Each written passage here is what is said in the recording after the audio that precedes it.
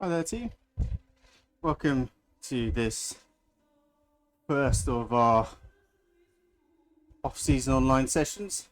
Now our workout is paused at the moment, so don't stress, just have a quick chat before we get going. I'll walk you into the session, don't worry. But just a quick one to just give you a heads up of what we're going to be doing. So our chat in this session is going to be about strength training. Now, many of you have heard some of my strength training chats before, but I think actually this is one that we haven't ever kind of done in full, really.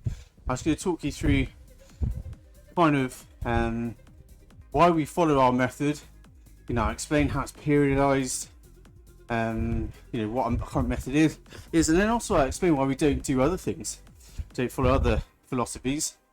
In the session, this is a carry-on from last week's CP testing. So we've got kind of one really key interval, which is the 5-minute time trial. You can be in erg mode or out of erg mode, doesn't really matter. For the start at least, the erg mode will definitely need turning off before that time trial, and then you can put it back on or you can leave it off. It's actually dealer's choice today. So yeah, you got that 5-minute time trial. You then got 3 other VO2 max efforts, 3-minute and then 2 2-minute efforts, but there's plenty of gap in between. We'll start off with a nice kind of step build over the first 10 minutes, and then some fast building efforts to get those going. Okay, so that's kind of what we're up to. So let's get going, shall we? So get yourself ready to go and we'll time this in together. So workout start in 5, 4, 3, 2, 1. Off we go. So I'm going to be out of erg mode these sessions, just so you guys know. So you see my power fluctuating all over the place. It's just so that I can talk, basically. I've done these sessions for quite a few years now, and doing them with erg mode on is hell. Because as I talk, my cadence gets lower, then I have to accelerate, etc. So yeah, enjoy my lovely little avatar, but don't worry too much about what's going on. It's just helpful to have that up there to help us through the workout. So yeah, CB testing last week, hopefully you went well. This is the 5-minute effort, as I explained last week, is just to provide some additional clarifying data. So that is the only effort where we'll be going full gas. The other efforts, the 3-minute and the 2-minute efforts, they'll be to hit targets. Okay, for now though, just to enjoy, relax, try and get your cadence above about 80 RPM, shoulders down, chin up, and just chill out. Okay, get warm, keep the fluids coming on board, and just kind of get yourself centered, for want of a less wanky phrase. So let's get into our chat, shall we? Because we've actually got quite a lot to talk about. So I really want to run through our strength training approach, because it's a really important time of year for strength training. The off season is absolute key period for building strength. And I'll explain periodization and what our current method is around that, and then also explain why we don't kind of incorporate certain things, or why certain strength training methodologies aren't that helpful. So let's get stuck into periodization and our current method, because strength training is just like your endurance training, your bike training, your cycle training, run training, swim training.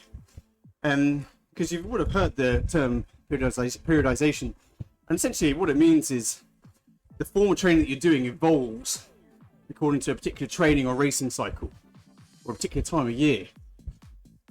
And you probably already know how that applies to your cardiovascular training. For example, March, April time, I'm always starting to talk about race preparation training. So for cyclists and runners, that means typically race type efforts. So accelerations off quite a high baseline. And then for triathletes, it will mean some of that, but a lot more kind of time trial type So steady state, tempo, sweet spot, threshold type training, so that you are ready for line training basically. And strength training is no different in that the type of strength work you're doing should be specific to the cycle or training or racing that you are in. It should be complementary to the type of training that you're doing. And it's easy to get lost in that and follow a specific approach and be belligerent to it, because it copies what the pros are doing, what fits nicely into this idealized version of a plan. So something that I've learned over the years is the default approach that I'm going to go through, it's a preferred approach, but what's equally, if not more important as a factor, is that an individual's training, strength training, is specific to their circumstances and experience level, kind of their capacity as well. Because strength training, I find, can be the thing that upsets the apple cart if it's not followed properly, if the person just doesn't have the capacity for it to do exactly what we want to do.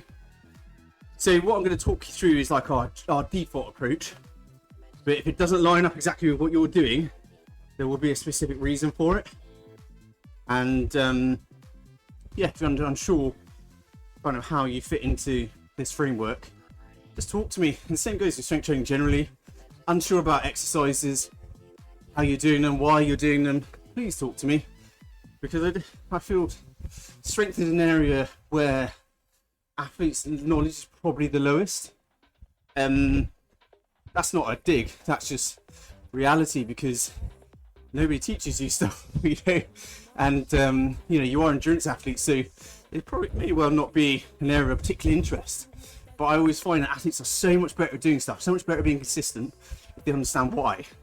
So if you don't understand why, whether it's strength training generally, which hopefully we'll address now, or if it's specific exercises, or how to do exercises, talk to me. Anyway, so periodization and the approach that we follow is relatively simple. So at the moment we're in the off season, so generally speaking, the focus is on improving mobility and readdressing muscular balance. So the focus is on preparing your body basically for the heavy lifting to come. Looking to open up joints, improve mobility with mobility focused exercises, and improving flexibility. So mobility is around your joints, flexibility is your muscles, increasing the length of your muscles. Okay. We also want to address muscular imbalances. So typically that means lots of single limb exercises, low load, but high rep range. And basically the whole point of the sort of mobility and muscular balance phase is to get the body back to neutral after a long race season where just, you know, imbalances and little niggles and things build up.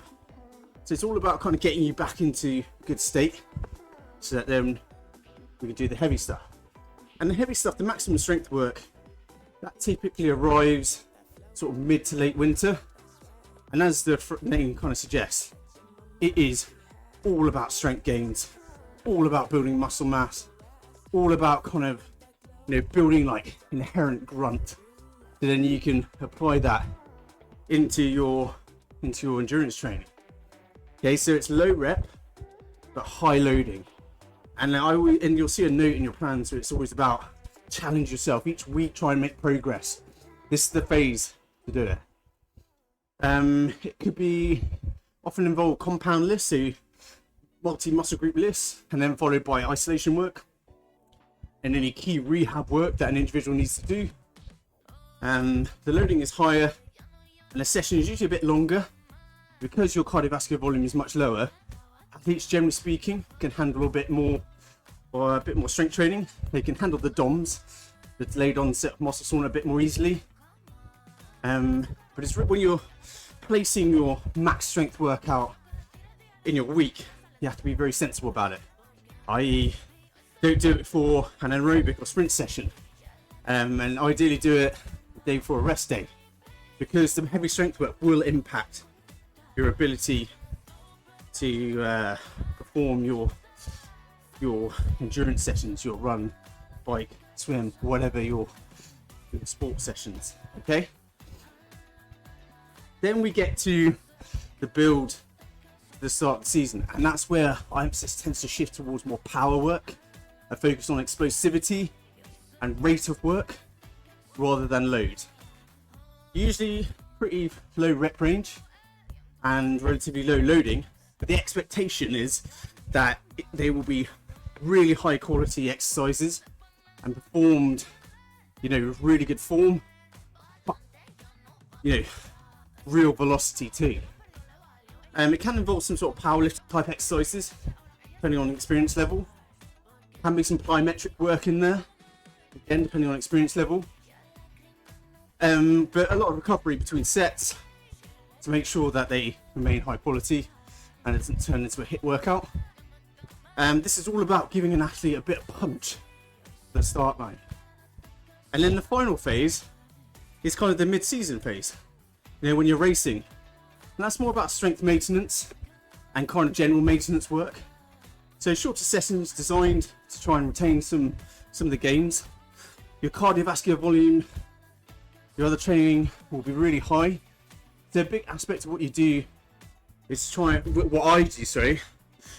find a level that we can maintain some balance with your racing and training. Will involve a little bit of power work, but generally we're kind of focused on very individual traits to try and keep you injury free. So for example, for runners, calf work, glute work, hip flexor work, etc, etc. So that's our current approach. And I'm just going to draw your mind now back to the workout, because we're coming to the end of the 10-minute build and it's about to hit some fast pedaling efforts. So about 170 to 20% of FTP these efforts. It's going to be 10 seconds on, 30 seconds off. Ready? Here we go. So a little bit of bump. Let's get the legs going. 3, 2, and just 30 seconds cruising. About 65% of FTP. So 65% of FTP is a common sort of turning baseline, and that's very much solid zone 2 effort basically.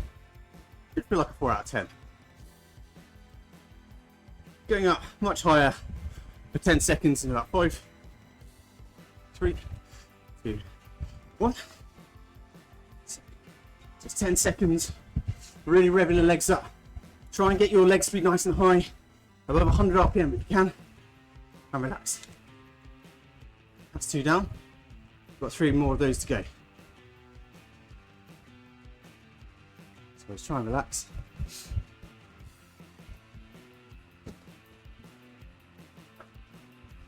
Keep the legs spinning up in between the fast pedaling efforts. Okay, round 3 coming up. 5, 4, 3, 2, 1. Here we go. Really high leg speed on this one. Over 100 RPM. And relax. Back down to about 4 out of 10, 65% out. 65% of FTP. Good stuff, guys. 2 more to go.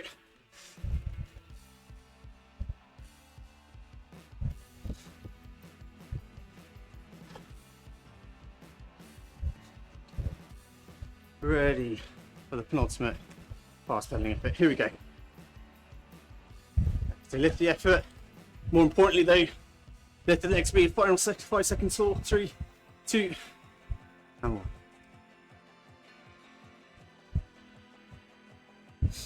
Good stuff, guys. Just 1 more to go. Then we're going to drop into a tempo effort, but after this next one we will be turning erg mode off for everyone. Okay, I'll show you how to do that if you're not familiar with Training Peaks Virtual. Okay, final fast pedaling effort though. 3, 2, 1, off we go.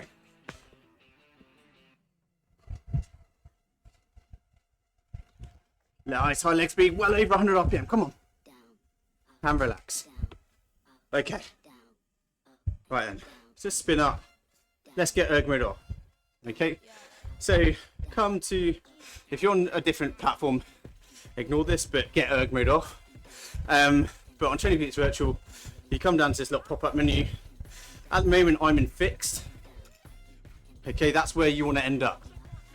Okay, so click through. You're on a click through until there's a little F bottom here. Okay, what that means is it will be a fixed resistance mode. So basically your trainer will simulate a perfectly flat gradient. Okay. In terms of effort, once you've been sorting out that, don't worry too much about hitting the power target. Get that sorted, get erg mode off, and then just start to bring your brain online and your legs online. We're going to stay focused now on the workout. We'll come back to our strength chat in the recovery period, because we've got this sort of 5-minute tempo effort, then the time trial, then we've got a nice long 5-minute recovery period where we'll be able to do a bit more chat, and I'll just be talking about why we avoid certain strength philosophies that are very commonly used. For now though, let's bring the legs up to target. So we're looking at about 80% of FTP, so should be like a 6 out of 10. So a strong effort, just all part of the warming up process. Erg mode is off, so if your power is fluctuating a bit, don't worry about it, and just kind of go, let's just go on feel for now. So just make sure you're providing at sort of like a 6 out of 10. Your heart rate should be well under threshold. Cadence should be, you know, sort of 8 to 5 RPM plus. We're nice and relaxed in the shoulders, chin is up, and we're just sort of, yeah, steady building up to that power target. So this 5-minute time trial, this is very much a VO2 max test. Okay, this next interval, build into it. 5 minutes is a long time, all right, but by the end of that 5 minutes, we really want you to feel like you've got everything out of yourself. Don't worry about the rest of the session. The rest of the session will take care of itself. Just focus on that 5-minute time trial, which is coming up in about 2 minutes and 40 seconds. Okay, so one of the kind of most common mistakes with an effort like this is going out too hard. Better to be too conservative at the start and build than to go out too hard and just kind of fall off a cliff, because the difference in average power for the 5 minutes will be stark. You know, if you go out too conservative, you might, you know, miss out on a few watts of your maximal potential, whereas if you go out too hard, you're talking 10, 20, 30 watts lower than your maximum potential. Okay, so start conservative and build.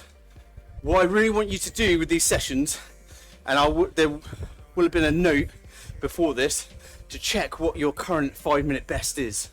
That is your target to beat. And in any of these types of benchmarking sessions, any kind of sprints as well, we really want you checking before the session what your current best is. So over the course of the winter, hopefully we're just kind of like nudging those personal bests a bit higher. Don't stress if you haven't done that, or you don't have like a recent analogous effort. Just think about it for next time. For now, just focus on what's ahead of you.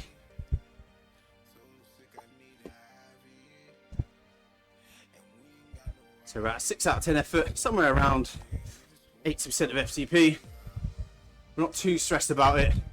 We just want to have a nice strong effort before we go into the time trial, so that we're crazy warm, ready to go. So a lot of sip of fluids before we start. Okay. Now a couple of things to try and remember when you're in this time trial is try and stay relaxed up top. It should be really kind of like your waist down. That's doing all the work. Up top, we're relaxing the shoulders, relaxing the elbows, hands are loose, chin is up. So don't drop your chin, because that will compress your airways. Okay, I'm really guilty for that. when I'm doing this sort of thing. Keep the chin up and just try and stay relaxed. Keep the bum planted on the back of the saddle and try to maintain a nice high cadence. Now, towards the end of it, if you're kind of in proper time trial mode and the cadence drops, fine. But at the start, no excuse. So here we go, guys. Get ready to build, not to sprint. 3, 2, 1, here we go.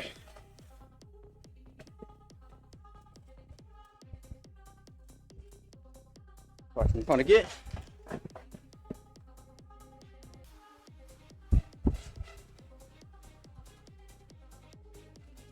Okay.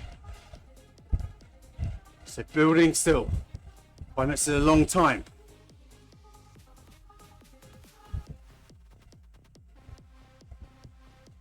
Keep the cadence above at least 80 RPM, but we're really powering, okay?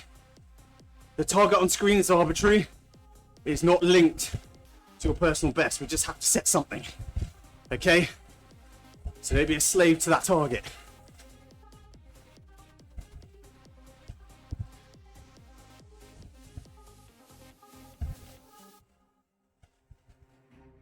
Coming up towards first minute down. Can you hold this effort for another 4 minutes? Doesn't have to be linear either. There's going to be peaks and troughs in this as there is in any time trial.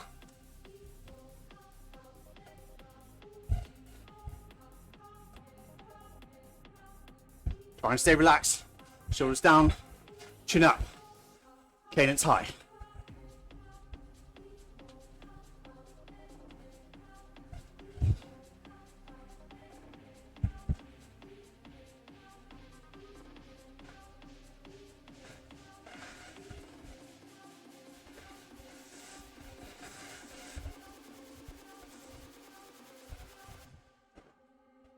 Keep going, guys. Stay strong.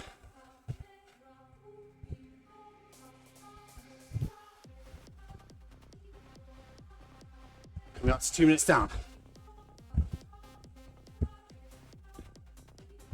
2 down, 3 to go.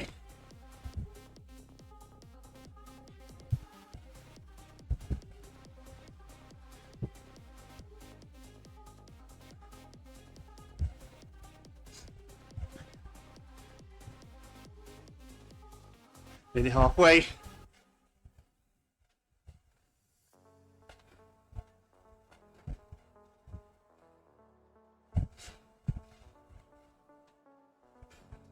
There we go, halfway, come on.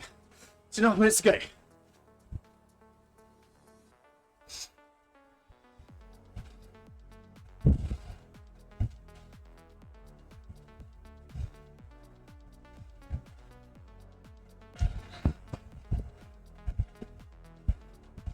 Approaching the final 2 minutes.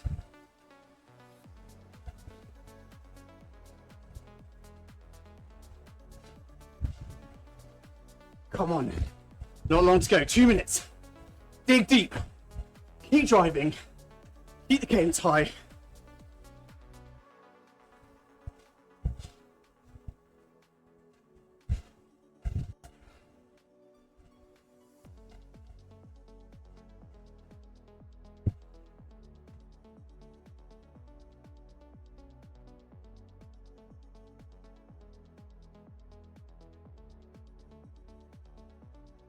"90 seconds. You're so close now."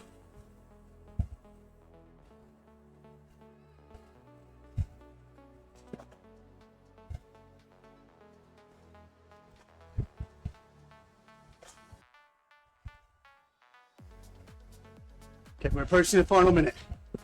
Last minute is the time to really empty the tank. Ready? Come on, let's lift it. Finish strong for the final minute.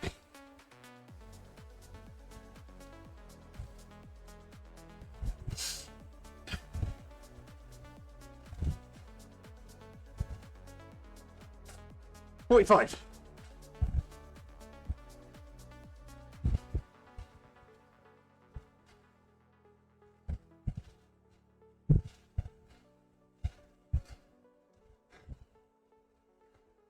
30 seconds.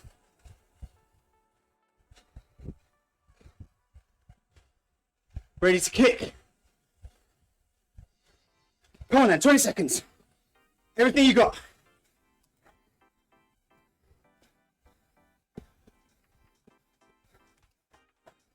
10. Sprint. 5, 4, 3, 2. Oh, relax. Well done, guys. Oh. Take the gearing off. Spin up your legs. Ignore the power target for now.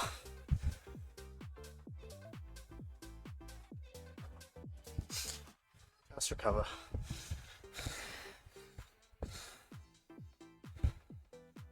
Oh,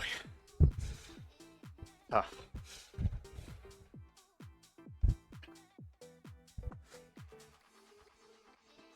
Just guys, well done. That's the really important effort. Done.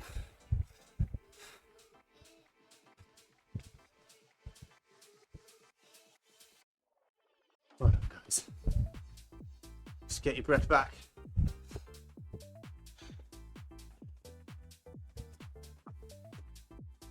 Spin up the legs. Okay, so shift into a gear that allows you to now bring the leg speed back up. Get your cadence above 80. Pedaling efficiently will help clear the lactate. Okay. So, got to be a bit kind of disciplined. We get that cadence back up. Nice easy gear. And then once you got the legs kind of flushing the lactate out, you'll feel the strength come back into your legs. And then you can start to hit the recovery target. Well done, guys. That's the really big one. These other 3 reps that we have are entirely conditioning. So it'll be hit the target rather than kind of going all out. Okay. That was the only full gas effort. But these other 3 efforts will feel pretty grim as a result. So just bring our, hopefully you covered a little bit. Just chill out, just spin up. Don't worry too much about the power target. It should feel like a 2 out of 10 effort. Cadence upwards of 80. But let's just bring our minds back to our chat. So I talked you through our methodology and how we periodize things, but ultimately the focus is always on what the individual needs. So you might not be doing any power work, and it might just be because, you know, your, I don't know, like maybe your mobility is suffering for some reason, you picked up an injury and we need to focus on other stuff. But we're giving you our default approach. Now, Alice's question originally was about kind of why we don't do, or can we do, or should you do different types of methodologies as well. And obviously, like, my approach is my approach. Other people may well criticize it, but it's kind of the approach that's built off my fundamental knowledge that I've developed just because of what I've learned from working with athletes over the years, basically, and what's realistic, because so often philosophies are based on research, but also a lot of it is based on what pros do, and actually what an amateur can do is totally different. So much more is about finding the right balance for an amateur athlete so that they can maintain consistency, and that's probably all of our biggest challenges. Anyway, so one that I always complain about, I'll talk about why we don't do any kind of high intensity strength training or circuit training, and there's a few reasons why. Some of you guys that have been with me for a long time will know my reasons, so I'll keep it succinct. Basically, HIIT training, circuit training, very rarely is it specific to an individual's needs. Okay, tends to be high paced and poor quality, in my opinion, and essentially just more cardiovascular training on top of what is probably a busy endurance schedule for you. So yeah, circuit training and HIIT training, you know, there is a social element to it. It's fun. I get that, but for an endurance athlete, it's one of the few times I'd say it's a waste of time. Sorry, guys. Anyway, so I'll continue this again in the next recovery interval. Okay, it's just got about 10 seconds till we go for the next VO2 effort. It's going to be 3 minutes long. Okay, your target is going to be somewhere around 120% of FTP. Okay, so let's get ready to go. Come on, build into it. But we're looking to hit the target and hold whilst maintaining a nice high cadence. Okay, so ideally I want your cadence upwards of 90 RPM if you can. Really high cadence. So I'm just kind of getting up to power now. I'm about 20 seconds in. So that's what I mean by build. So you need to explode into it and go anaerobic, build up to power, and look to hold.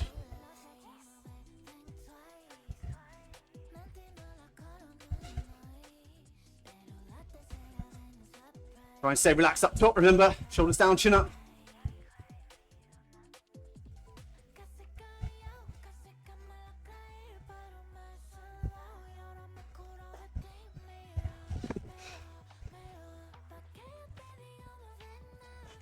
Okay, first minute's down. 2 to go.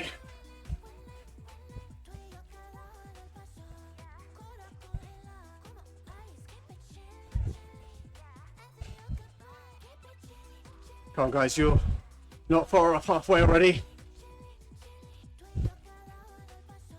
Just do your best.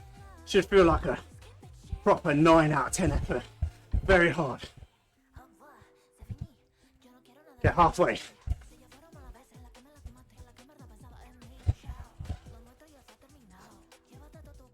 Keep it steady. There's not going to be any sprint at the end here. We're holding steady for another minute 15.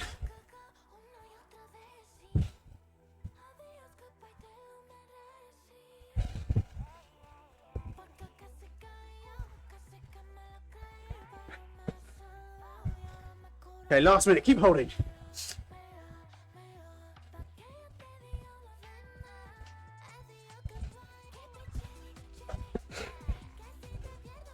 Okay, let's remember, upwards to 90.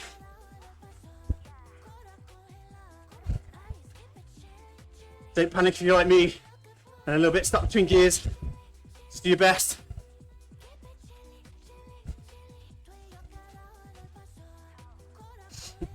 Eight seconds.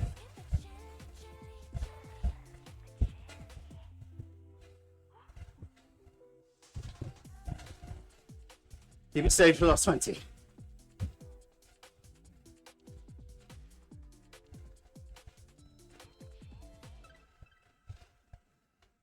10. All the way to 5, 4, 3, 2, and relax. Whew. Well done, guys. Straight the gearing off again and recover. So we've got a nice long period now of recovery. 3 minutes at pure recovery, and then we've got a 10-minute period of zone 2 riding. Now, just chill out. Get the fluids on board.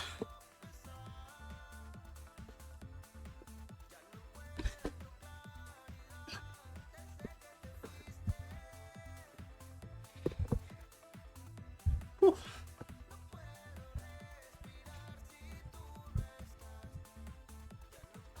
Just spin the legs up.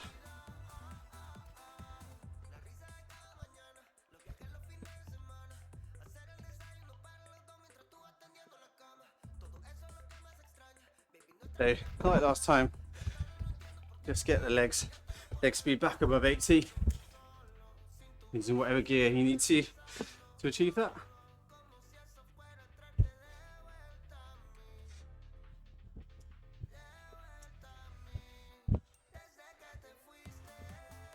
You'll see me fiddling with my shoes a lot, and that's just because when I do the hard work, I'll tighten my shoes up a little bit, and then when I'm recovering, I'll undo them. That's basically just to stop me from getting numb feet. So I'll just give you guys another minute of me being quiet, and then we'll get back into our chat. We'll just focus on recovery.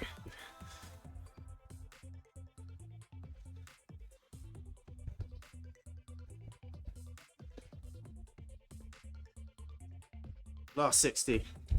And then all we're going to do is just lift the effort a touch, just kind of bring our focus back to the session. We'll go for a 10-minute period in zone 2, around that sort of 65% of FTP mark.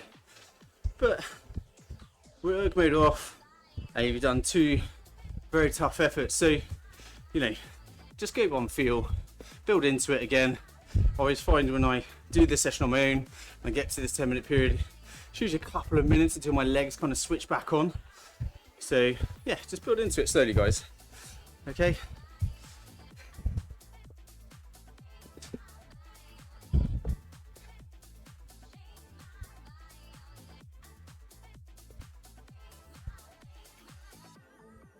Okay, 10 seconds, and then I'm just gonna, as I say, just lift it a touch.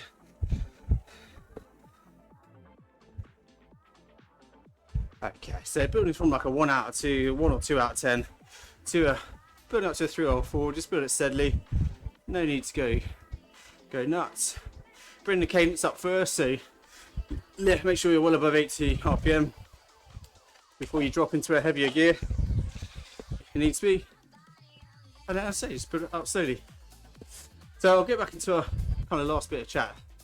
So I talked about why we don't do HIIT training or circuit training, or why I'm always kind of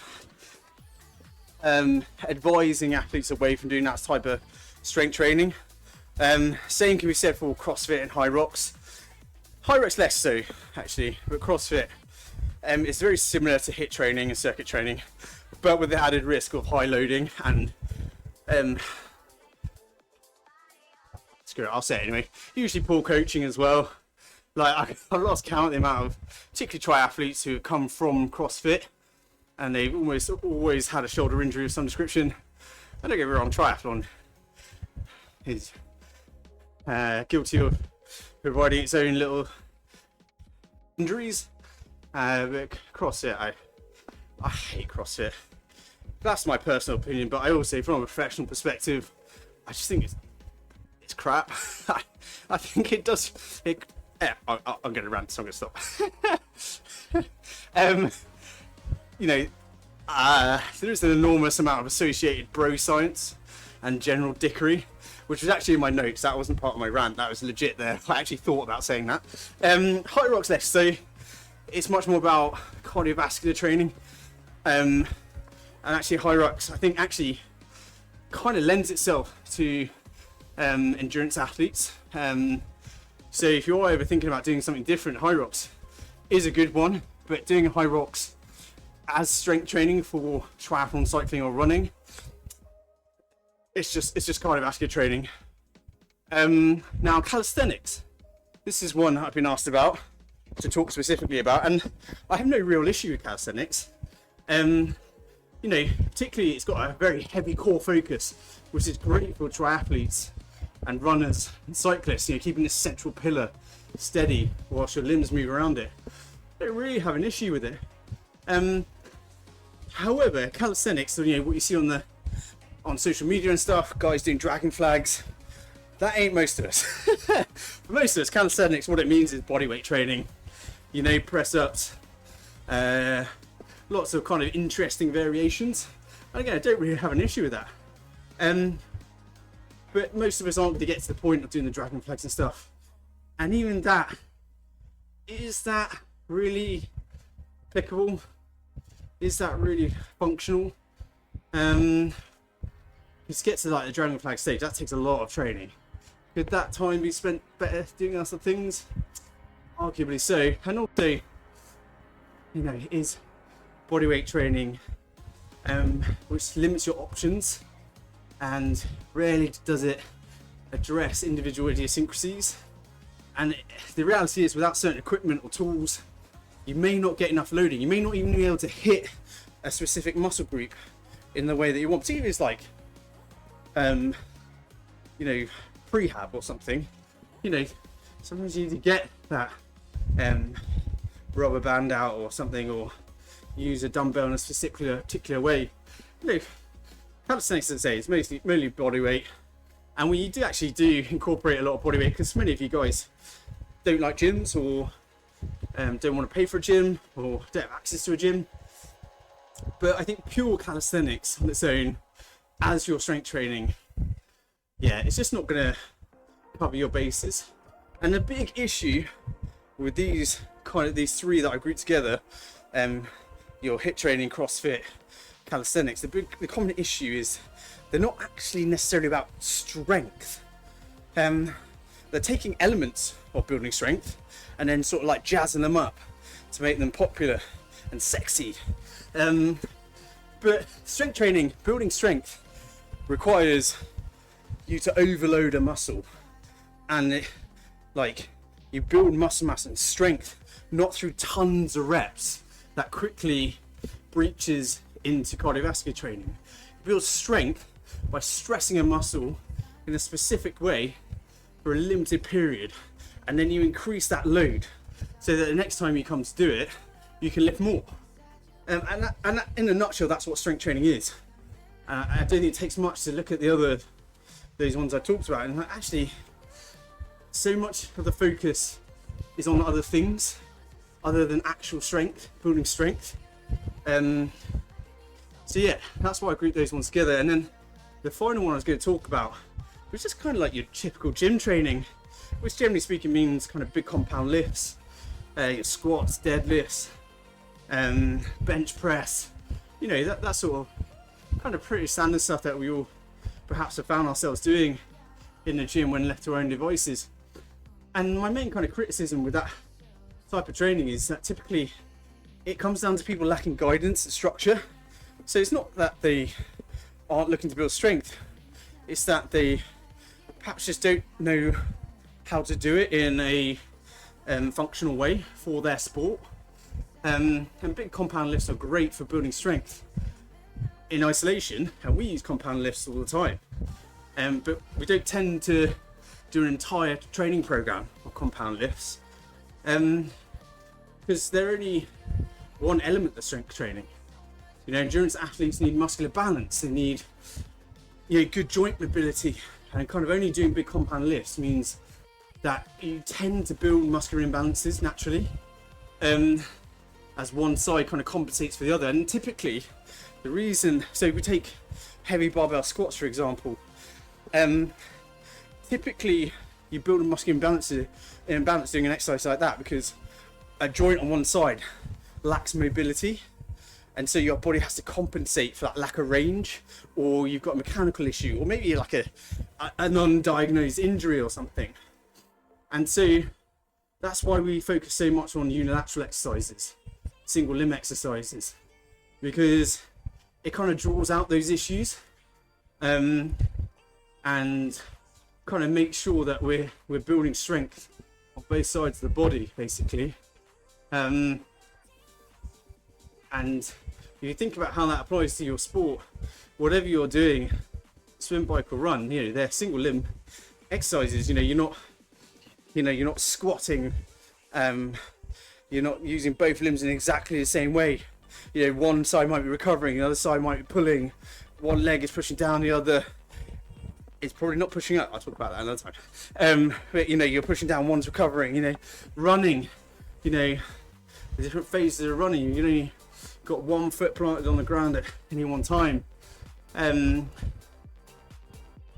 then another side of it is, you know, if you use cyclists in particular, one of the reasons cyclists have to be doing strength training and individualized strength training is because you're taking an asymmetrical actor, an asymmetrical cyclist, and then you're chucking them onto a bike, a symmetrical machine, and they're there for 4, 5, 6 hours. And, you know, spoiler alert, it's not the machine that adapts. You know, as much of a bike fit you can do as you like, but any kind of imbalances, any kind of issues outside of what is addressed by bike fit, the body adapts. So for me, a classic example, one for me at the moment is middle of the cyclocross season. I often get a quite tight QL, quadratus lumborum. It's kind of like a muscle, like a strip of muscle down your side and back and into your glute. That always gets tight for me, and that's because of historic issues. And then chuck me on a cross bike where it's low cadence, high power, all leverages in, and sometimes at the end of a particular, like a really draggy race, like the Milton Keynes National Bowl, where you're going up and down these banks, by the end of it, my QL is exploding. And that's just an example of something I've got to try and address over this off season. Anyway, right, let's bring our attention back to the workout. I've complained about other methodologies and kind of held up my own as like the bastion of strength training, which I will not undercut. So 20 odd seconds, and then we're going into a 2-minute VO2 effort. So these efforts are set at about 130% of FTP. So a little nudger, but don't worry about too much, okay? Let's just look to build us to the target. You've got less time, so you have to be a little bit more Johnny on the spot. Into the big chain ring for me. Here we go. So building into it, nice high cadence, remember.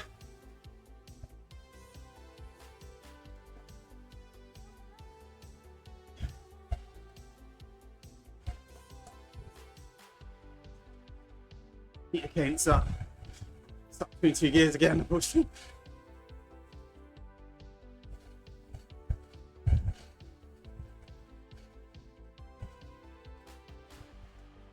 Okay, 30 seconds down, 90 seconds.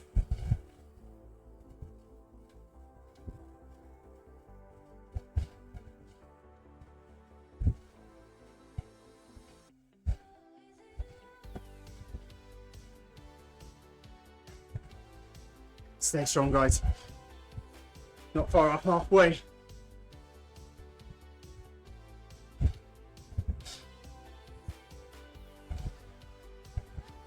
Here we go, 1 minute, come on.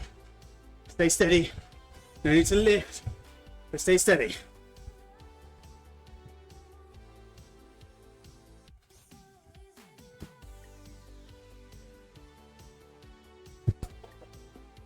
$45.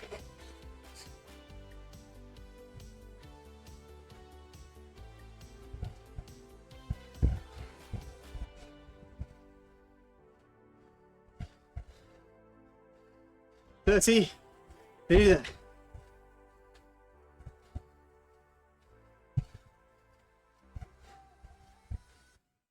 Keep it steady, last 20.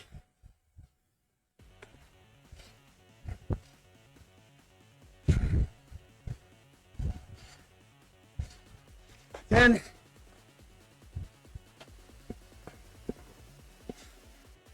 Last 5. 2. And 1. Oh man. I already felt that one. Whew.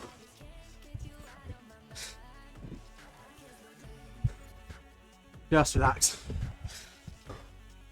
Get your breath back and spin up the legs.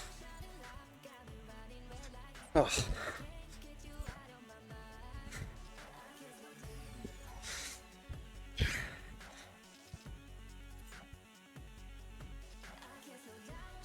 Ooh-wee. Well done, guys. 4-minute recovery period now. Just a little bit over 3 minutes left of that recovery period, and then we've got the final effort of the session, and you're done. Okay, so little sips of fluids.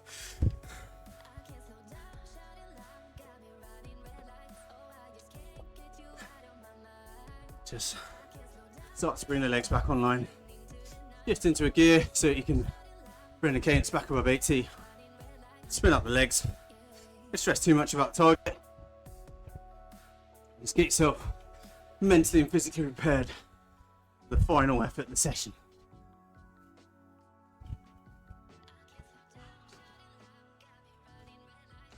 Shoulders down, chin up. One big last push.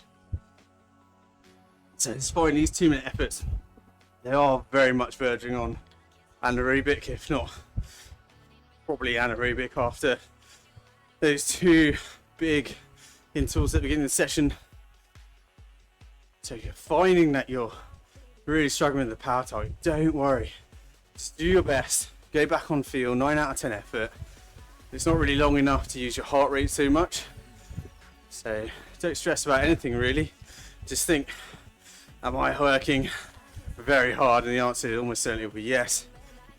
But don't kill yourself over a power target. And one of the things that I'm going to be kind of working on through this series is getting you guys to take a little bit of kind of responsibility for your session. Sorry, that came out more aggressive. Always coming out more aggressive than I thought it is in my head. But yeah, we just want you guys to feel confident in kind of just sort of listening to what's going on in your body.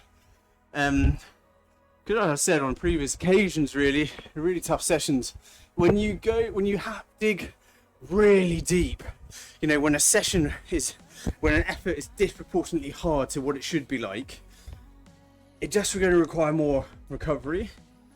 So we set these targets in good faith, and you know, and it should be roughly right, but they are roughly right. Fortunately, these platforms aren't yet at a stage where we can fully individualize every workout. We have to kind of get it to a rough area and then teach you guys the skills to adjust it in session. And to be honest, it can be as individualized as you want, but sometimes your body just not going to respond. And so it doesn't matter how well developed these platforms are, how AI impacts, you're always going to need skills to adapt a session to how you're feeling. So yeah, use this last one as an opportunity. As you're building into it, just checking with yourself, know what the power target is, but how's it feeling, and just do your best. Okay, 10 seconds, let's get ready, get your gearing set up, ready to go. 3, 2, 1, here we go.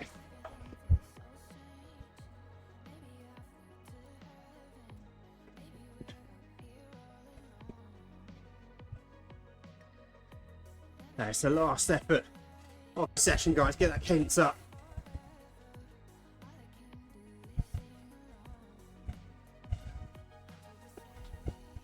Try and stay relaxed. Chin up.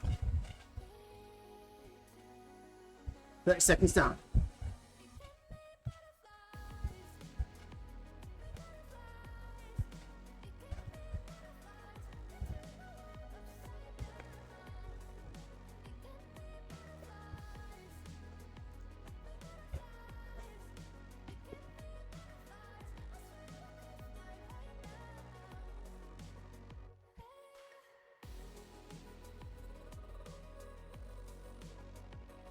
Okay, last minute, guys. Keep pushing. Come on. 9 out of 10 effort, remember. Shoulders down, chin up.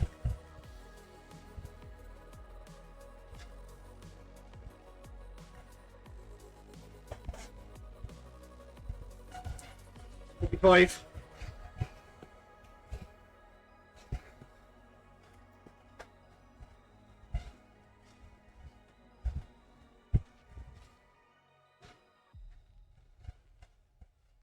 Final 30 seconds, we're nearly there.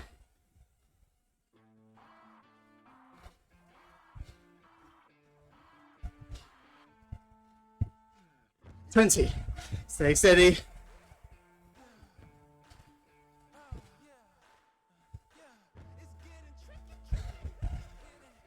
10. All the way to the end. 4, 3, 2, and 1. Gearing off. Relax.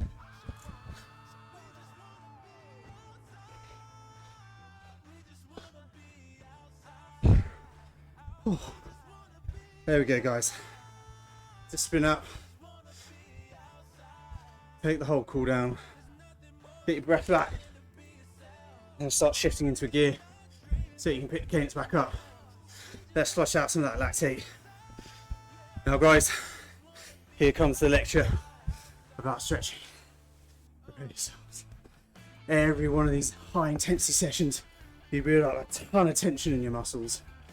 Okay, you don't address that, that tension's going to stay there. You're going to start to lose mobility. Okay, so as tired as you are, make time. You have to do it immediately.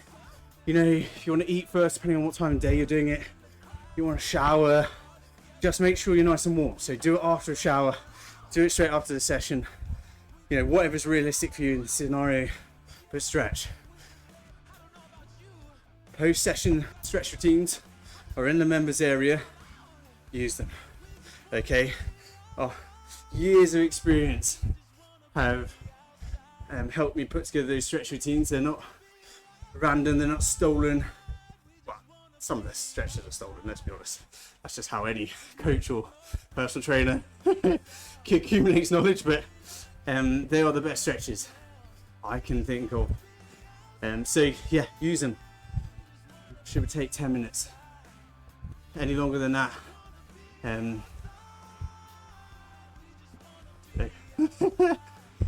just speed up. Okay, so speed up for the last couple of minutes. Get your breath back, get the fluids back on board. Just chill out. Really well done, guys. That is a tough session. You no doubt emptied the tank in that 5-minute effort, and I imagine those following conditioning sets were grim. We're not actually expecting a tremendous amount out of you in those that 3 and those 2-minute efforts. So yeah, if you really struggle to hit the targets, don't let that knock your confidence or anything. It's quite nasty to expect you to go all in and then go again, but it'd be a very short session otherwise. And also, you know, a big part of racing in particular is kind of dragging yourself up to a level when you've got a huge amount of fatigue in your legs. You're all very experienced in. So just well done, guys. Really well done. Hopefully following this session wasn't too hard. Just 1 more minute now, spinning up. Let's do a very quick recap. So I talked to you about our methodology and how things are periodized. So off season, at the moment, for most people, is very mobility and muscular balance focused. So low loading, higher rep range, looking to kind of get back to neutral after a long race season, and looking to kind of prepare the body for the heavy stuff. Then kind of mid to late winter, we'll move towards some maximum strength training. So low rep, high load, really looking to build some muscular strength. Then as we get towards the race season, we start to shift our focus to more power. So, you know, velocity and quality of work, really kind of building some punch. And then mid-season, it's all about maintaining kind of the gains that we've made. Shorter sessions, bit of power work maybe, but kind of just trying to keep you in one piece. And then I basically just slagged off kind of non-endurance athlete related methodologies, which, let's be honest, on and on themselves, perfectly fine. Do what you want to do, but if we're being strict and you know, very endurance athlete focused, yeah, they're not super helpful. And hopefully I haven't been too much of a dick about it, but there you go. I am who I am. So yeah, there you go, guys. Really well done, and yeah, see you next time. Take care, guys.